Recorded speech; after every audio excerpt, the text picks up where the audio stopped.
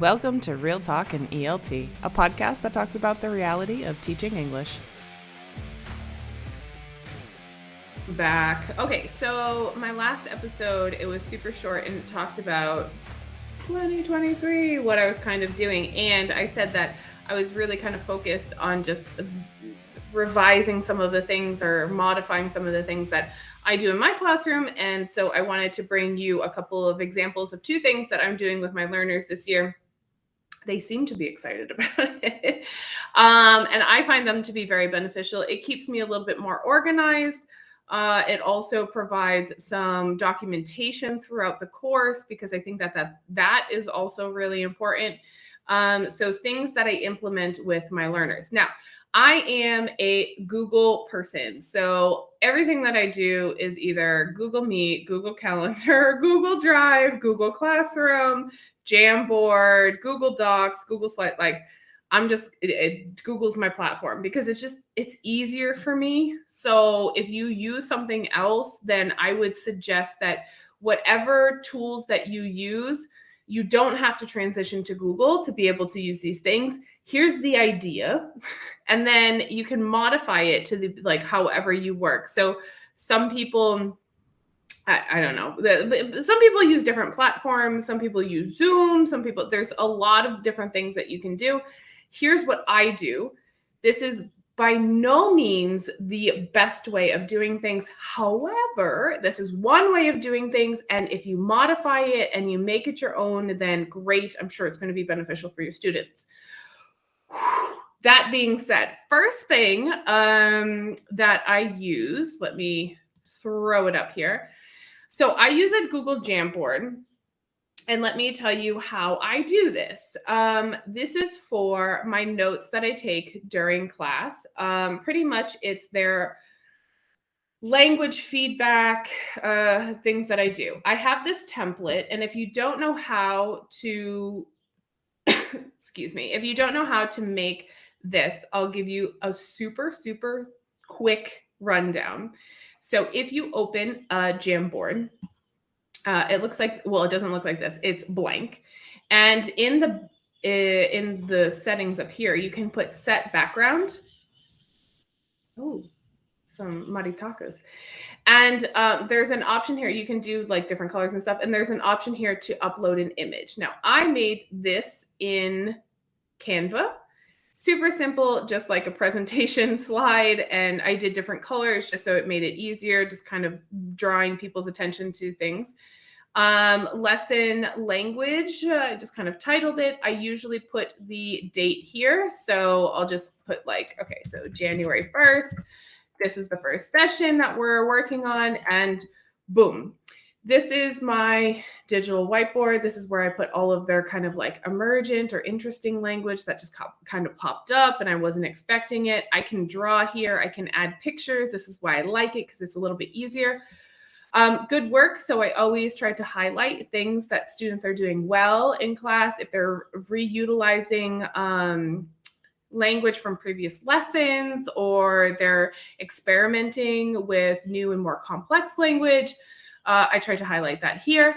And then be careful is the section where they've made some mistakes. And so I just try to highlight those and obviously I put the corrections. The cool thing about Jamboard is that, well, I'm just very comfortable with it, to be honest. That's why I like using it. But you can highlight, you can use the pen tool. There's a pen, there's a pencil, there's a highlighter. You can use all different colors. You can add text to change the color of the text. It's right here. You can add Post-it notes. You can add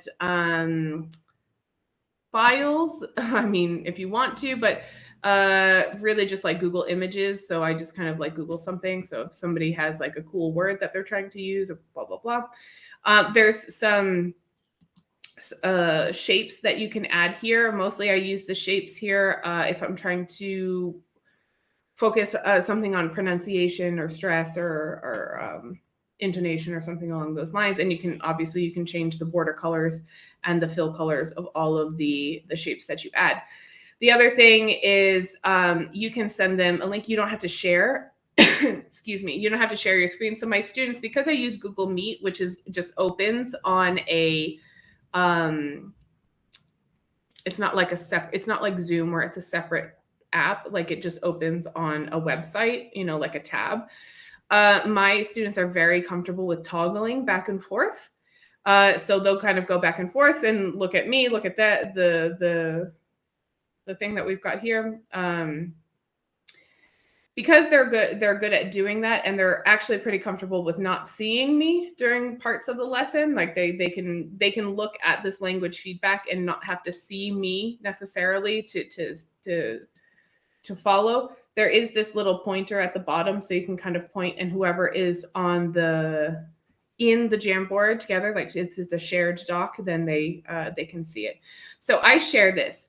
Now, I don't make a new one for every class.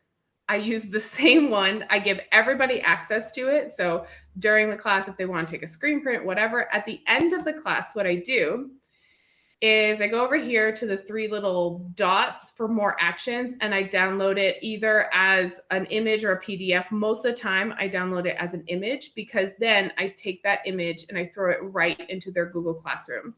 So the notes for the day, they have the materials for the day, because everybody has their own Google Classroom. They have the materials for the day. They have their homework. And in that same section, they have a image of the feedback that they got during the session. So this is a really helpful way for me to kind of keep it organized. It's good for the students. It's very visual. I like it. But you can certainly do it in Zoom, because Zoom has a whiteboard, and you can save the whiteboard as an image as well. I haven't really played around with any other platforms. Primarily, I'm either on Zoom or on Meet. Most of the time, I'm on Meet. But yes, so this is an option. I'm sure you could do it in a different platform, but just kind of make it easier for yourself. Like you don't have to like reinvent the wheel. And then afterwards, at the end of class, I just delete everything so it's nice and clean. And then done and dusted. Feedback, they have it. They have a record of it, and it's good. And then I can always kind of go back and try to remember some things or revisit it if I need to. The other thing that I implemented this year, and this is, let me tell you a story.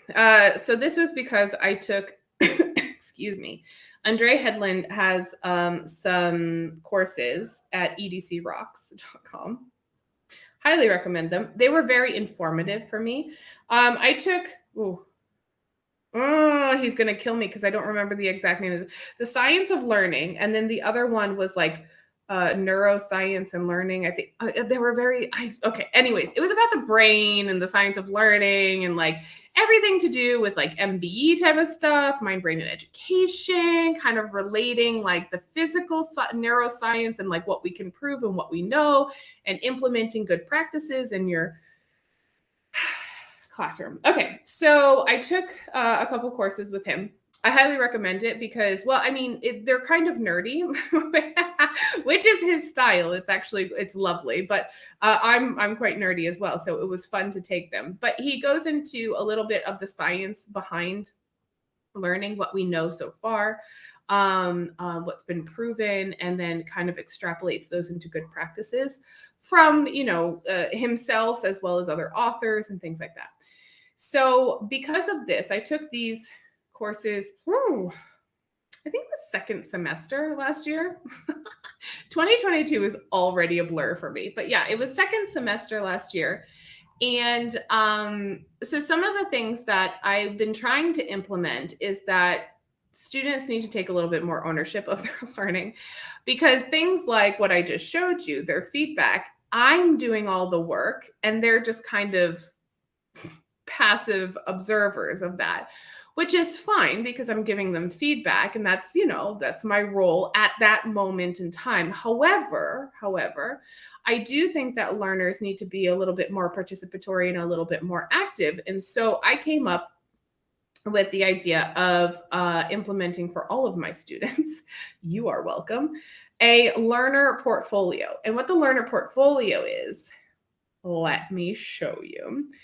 You can steal this, I mean, if you want to, but honestly, I've done it in a way that it makes sense for me. It makes sense for my students based on the style of my classes, based on a lot of things. So this is very like custom made for me.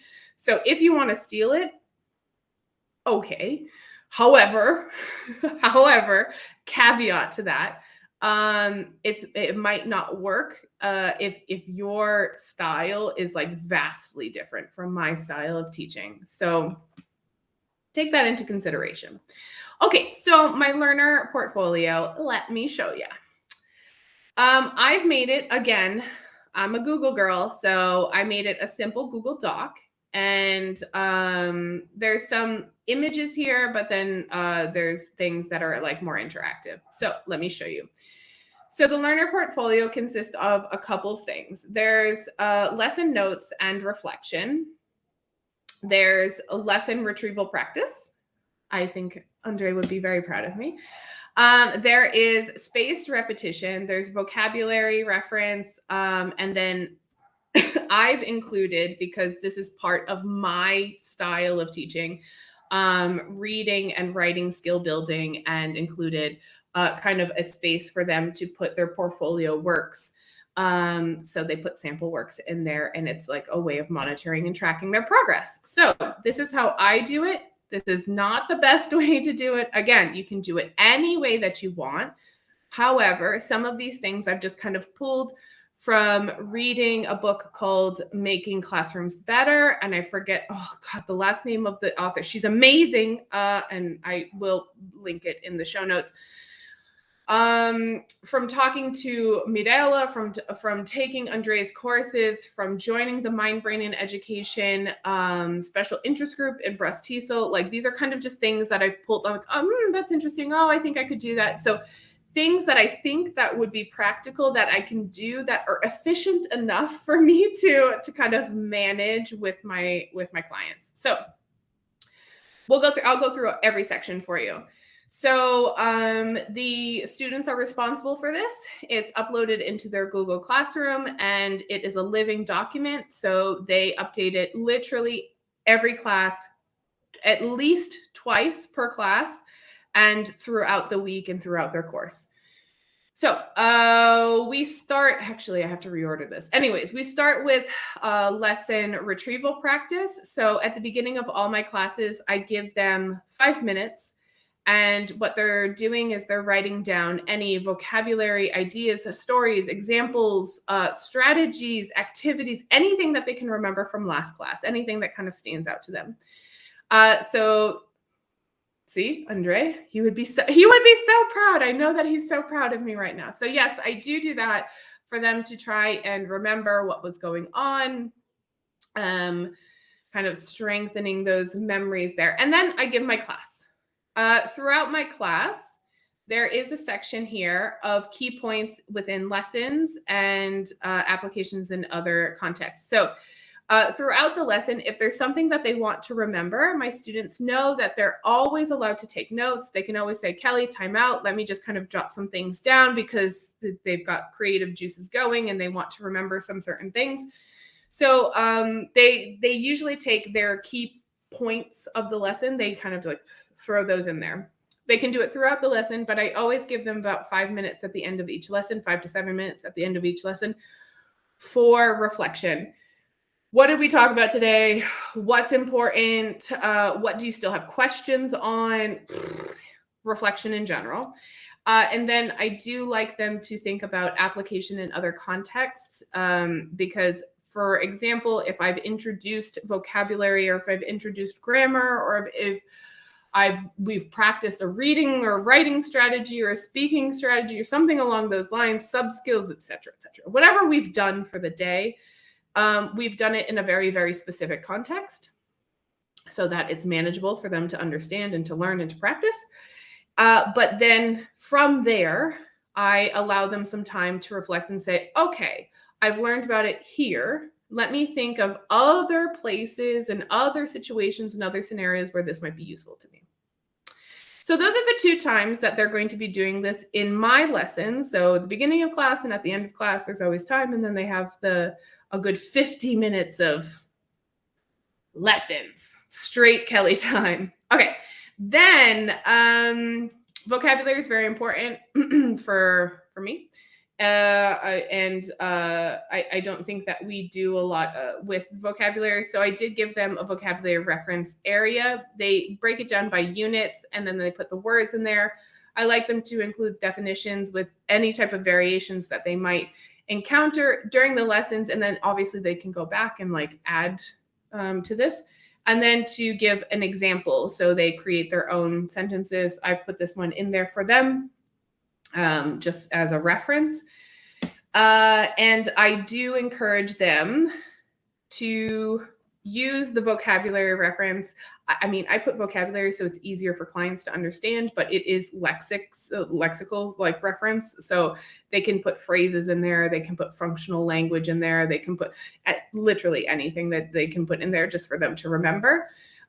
Because they've identified the unit that they're working on, I do like modular style courses. So they can go back, and after this reference, I give them, ta-da, Andre would be so proud again, spaced repetition. So I give them some explanation of what spaced repetition is, and then I give them some tasks to do. So they have some retrieval practice, and then they have test 1, test 2, test 3. And hopefully this helps them with revisiting anything that they've included, not only lessons and things that we've done in the lesson, but also going back to these lexical items that are going to be good for them and kind of strengthening the memories of them and using them again and repetition, et cetera, et cetera. So I do give them this suggested spaced repetition. I stole the timing from Andre Headland, so thank you very much, sir. So one day after they see the information, 3 days after the lesson, 1 week after the lesson, and then 1 month after the lesson, I give them some tasks. And then and I also do give them controlled practice. I give them kind of like freer practice activities. So I do supplement these tasks. They have these tasks. Usually I give them something, and then they do the spaced repetition based on things that materials that I've given them. Okay, what else is in here? We've got reading skill references. So I'm a big person on doing. I think it's important for people to understand what they're doing. I think it's important for people to understand what strategies they need to employ and how to do that. Metacognition is an important factor for me. Anyways, so they have reading skills. This happens to be for a specific student, and they've got, hang on, 1, 2, 6, 8. They have 8 reading skills that I've identified as something that they probably need to brush up on or practice outside of classes. So they have regular classes, but then also there's reading skills here. So not every unit has like a super focused thing, but and every modular, I'll say every module has reading, but it doesn't have. Not every module has a very specific extension reading skill, something for them to do. Most of them do. Anyways, so they go through and, for example, identifying main ideas and details, determining the author's purpose, identifying cause and effect, classifying and categorizing. So they've got things to do. I provide text for them. Typically authentic materials, sometimes non-authentic materials, but for the most part, authentic materials. And I give them reference sheets. So what does it mean to distinguish main ideas from supporting details?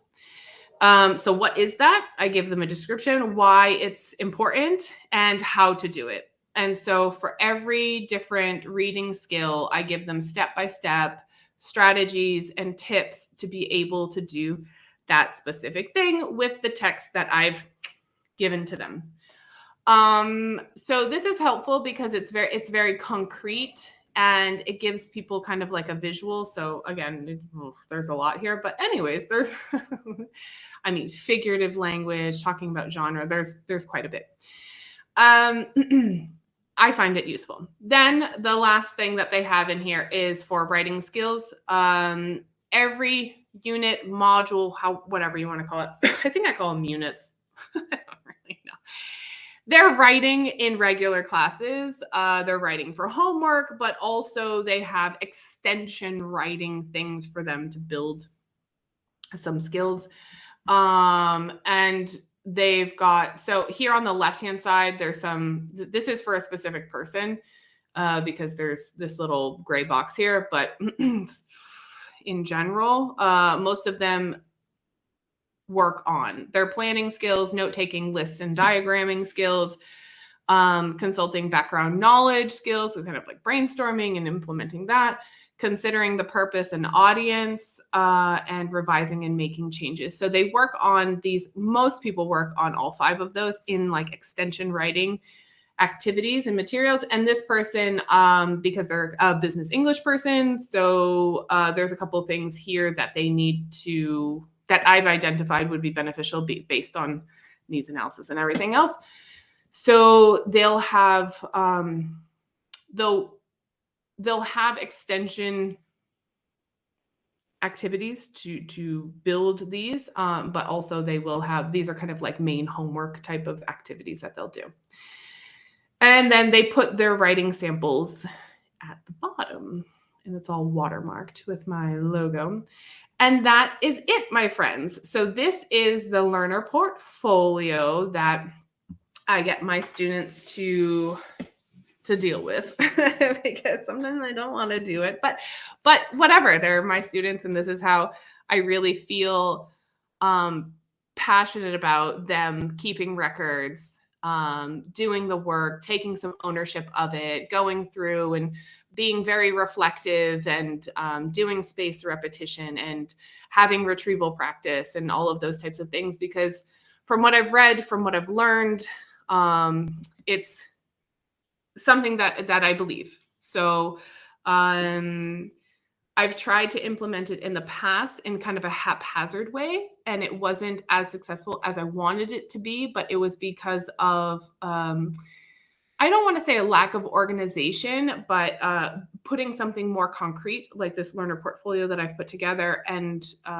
the feedback notes and things like that, making it just a little bit more structured for them. I think it provides them a better service. And also it provides them with lots of records, and then which helps for them to see the progress as well. So I typically don't congratulate when you get everything correct. I am the type of teacher that congratulates when you put the effort in and we see progress. So this aligns with what I believe and how I think the learning environment should be. Now, this is kind of extensive, and I know that some people are going to look at this and be like, oh my God, do your students actually do this? Yeah, because I force them to. I'm nice, but not super nice. So, and I'm very blunt about it. I say, if you don't do these types of things or something along these lines, or let's, negotiate what's possible for you. If you don't do it, you're not going to learn. And if you're not going to learn, I'm not going to take your money, because it's going to be a waste of time for you, waste of money for you, and a waste of time for me. So, yes, this is 2 things that I've implemented much more strategically and with increasing organization and structure into my courses to help my students. So the feedback and the learner portfolio. I think that's it. Those were the 2 tools that I wanted to show you that I think might be helpful for you and for your learners. I will try to remember at the end of 2023 to give you some feedback on how it went, in terms of, was it manageable? I think it's manageable, because I'm just going to demand that it gets done. Is it manageable? Is it relatively easy to maintain? Is it not a hindrance to the learning process?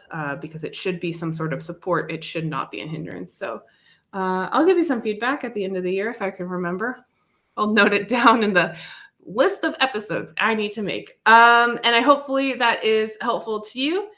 Let me know if you have any questions, and hopefully this gives you a little bit of inspiration of something that you can implement with your own students to help them kind of.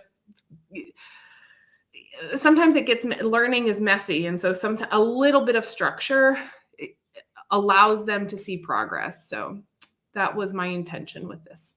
All right, that's it for this episode. I will see you all later. I don't know when, but episode's coming out soon. Talk to you later. Thanks for tuning in to another episode of Real Talk and ELT. Want to join the conversation? Head on over to Instagram at Kelly Pennington ELT and send me a message. Be sure to subscribe to my YouTube or Spotify channel to stay up to date. And of course, take care of yourself, your health, your vibe, and your tribe. Until next time.